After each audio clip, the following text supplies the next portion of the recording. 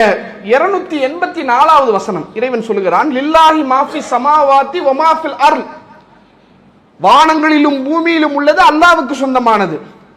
வ இன் துபுது மாஃபி அன்ஃபுசிக்கும் அவ் துக்ஃபூஹு யுஹாசிபுக்கும் பிஹில்லாஹ், உங்களுடைய உள்ளங்களில் நீங்கள் எதையேனும் வெளிப்படுத்தினால், உள்ளத்தில் ஒன்று நினைச்சு அதை வெளிப்படுத்தினாலோ அல்லது உள்ளத்திலே ஒன்றை நீங்கள் தவறாக எண்ணி வைத்திருந்தாலோ யுஹாசிபுக்கும் பிஹில்லாஹ், அதற்கும் இறைவன் உங்களை விசாரிப்பான்.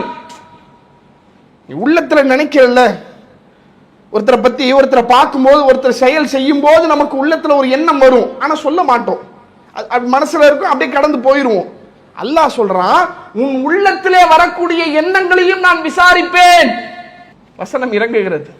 சஹாபாக்கள் நேரா ரசூலுல்லாஹ்விடத்துல போறாங்க. நபிகளார் அமர்ந்திருக்கிறாங்க. நபிகளார் முன்பு மண்டியிட்டு அமர்ந்து, அல்லாஹ்வின் தூதரே, அல்லாஹ் இப்படி ஒரு வசனத்தை சொல்றானே, இறைவன் எங்களை தொழச் சொன்னால் நாங்கள் தொழுது விட்டோம், எங்களை நோன்பு நோக்க சொன்னால் நாங்கள் நோன்பு நோற்று விட்டோம், அறப்போர்களிலே கலந்து கொள்ள வேண்டும் என்று இறைவன் கட்டளையிட்டால் நாங்கள் கலந்து கொண்டு விட்டோம், ஆனால் எங்களுடைய உள்ளங்களிலே கெட்ட எண்ணங்கள் வரக்கூடாது, தவறான எண்ணங்கள் வரக்கூடாது என்று இறைவன் சொல்லி இருக்கிறானே, இது எங்களால் எப்படி செய்ய முடியும் அல்லாஹ்வின் தூதரே? நாங்கள் எவ்வளவுதான் முயற்சித்தாலும் அதை எங்களால் கட்டுப்படுத்த முடியாது. உண்மைதானே? யதார்த்தமா யோசிச்சு பார்த்தா இவங்க சொல்ற பாயிண்ட் வேலிடான பாயிண்ட். ஏன்னா தொழுவுறது நம்ம கண்ட்ரோல்ல இருக்குது, நோம்பு வைக்கிறது நம்ம கண்ட்ரோல்ல இருக்குது, அறப்போர்ல கலந்துக்கிறது நம்ம கண்ட்ரோல்ல இருக்குது. மனசுல ஒரு எண்ணம் வருது, இது ஏன் கண்ட்ரோல்ல உள்ள விஷயமா? இல்லையே.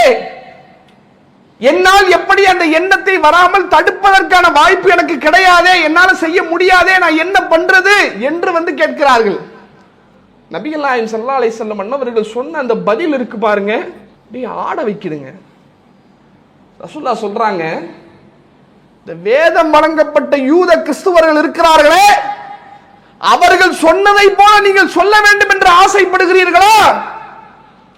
அவன் என்ன சொன்னான்?